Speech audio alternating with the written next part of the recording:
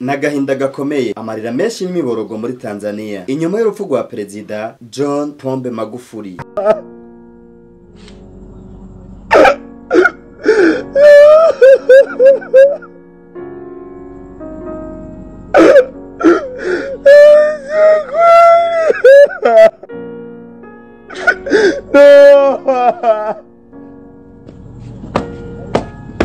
We have no brothers.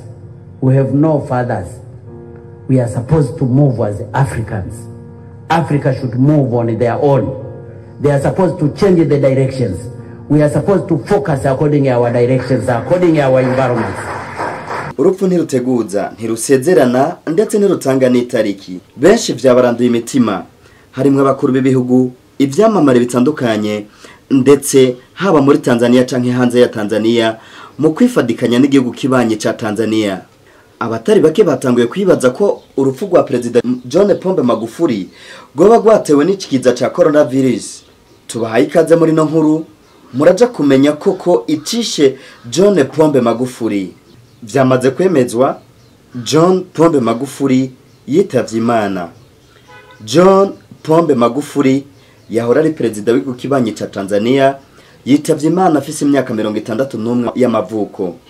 Akaba yazize ubugwayi bw'umutima aho yari karavurirwa mu bitaro biri Dar es Salaam ku mugwa mukuru w'igihugu ca Tanzania. Inkuru y'urupfu rwa Perezida John Pombe Magufuli yatangajwe kuri uwa gatatu itariki 17 z'ukwezi kwa gatatu umwaka wa 2021, itangajwe n'icegera c'umukuru w'igihugu yitwa Samia Hassan Suluhu. Itangazwa kuri televiziyo y'igihugu TBC. Mu majambo yiwe akaba yavuze ati yishwe n'ingwara y'umutima aguye mu bitaro vyo mu gisagara ca Dar es Salaam aho yari karavurirwa. Nyakubahwa Magufuli yajanywe mu bitaro itariki 6 z'ukwezi kwa gatatu umwaka wa 2021 mu bitaro bivura ingwara z'umutima Jakaya Kikwete Cardiac Institute. Nijwi ryuzuye umubabaro, amarira atembera mu maso, Suluhu yavuze ko iminsi ibiri heze ari ubugwayi bwiwe bwakomera, atangura kuvugwa mu buryo bukomeye nubwo vyarangiye yitavye Imana. Magufuli yaramaze imyaka myinshi cyane agwaye ingwara y'umutima yitwa atrial fibrillation.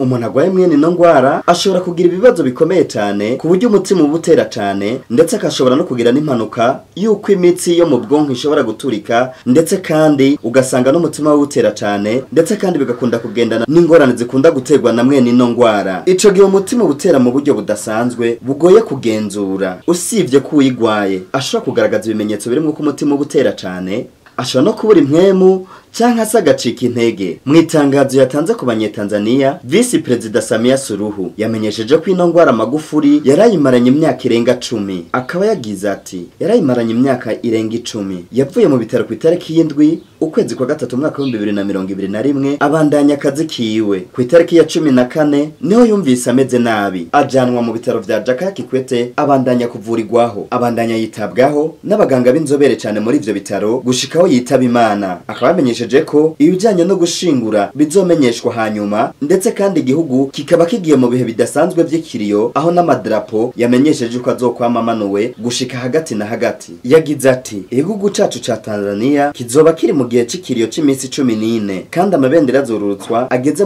muri kimwe ca kabiri. Imana yamwisubije. Ikindi kintu ushobora kuca wibaza muri no mwanya, ushobora kwibaza ati mbega ninde azoca aba perezida w'igihugu ca Tanzania? Ibwirizwa nshingiro rya Tanzania mu ngingo ya 37 rirabitomora neza, rigira riti mu gihe perezida w'igihugu atahari bitewe nuko yitavye Imana canke izindi ngorane zose zotuma adashobora kurangura amabanga yiwe, Vice Perezida acarahizwa akacobora ikiringo cyose cyari gisigaye kugira ngo manda ya perezida irangire. Inyuma yo kurahira uwo mu perezida mushasha acakoranye inama y'abanyamigambwe yose iri mu gihugu, gutyo bagashiraho icegera ciwe. Ivyo bikaba bivuga ko Samia Suluhu Hassan w'imyaka 61 ari wagiye kuramutswa igihugu ca Tanzania. Azotwara ico gihugu manda yose yari isigaye ya Magufuli, bivuga ko manda yiwe izocirangira mu mwaka wa 2025. Samia Suluhu abaye perezida wa mbere w'umugore ayoboye igihugu ca Tanzania, anabaye kandi perezida wa mbere w'umugore ayoboye igihugu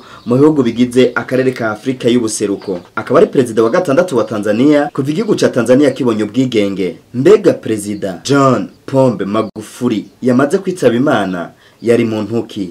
John Pombe Magufuli yaramaze amezi 5 atorewe kutwara igihugu ca Tanzania. Yavuze itariki ya 29 ukwezi kw'icumi mu mwaka w'1959. Manda yiwe ya mbere nka perezida wa gatanu wa Tanzania yayitanguye ku wa gatanu ukwezi kw'icumi na rimwe umwaka wa 2015.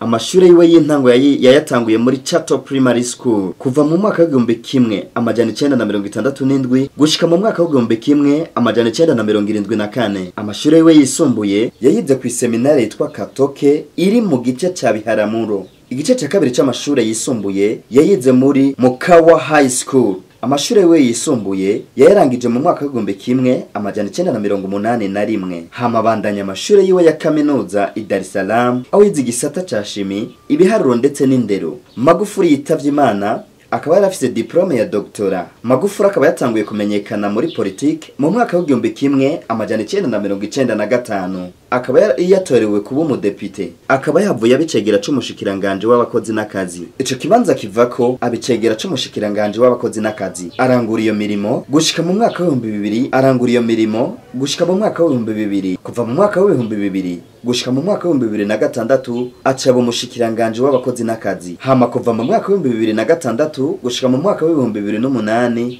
acaba umushikiranganje w'agataka. Mu mwaka wa 2008 gushika mu mwaka wa 2010 acaba umushikiranganje w'ubworozi n'uburovyi. Kuva mu mwaka wa 2010 gushika mu mwaka wa 2015 yongera kandi umushikiranganje w'akazi ka leta n'abakozi. Akaba yatorewe ubwa mbere kuba umukuru w'igihugu ca Tanzania mu mwaka wa 2015 ndetse kandi aba perezida wa gatanu w'ico gihugu. Akaba kandi yatowe kuba umukuru w'igihugu ca Tanzania aho yari atsinze witwa Edward Lowassa. Neo kandi perezida John Pombe Magufuli yasubira kandi aratogwa kugira ngo ayobore igihugu ca Tanzania. Akaba yitavye Imana amaze kuri iyo manda amezi ashika kuri 5 gusa. Perezida John Pombe Magufuli, Imana imwakire mu bwami bwayo.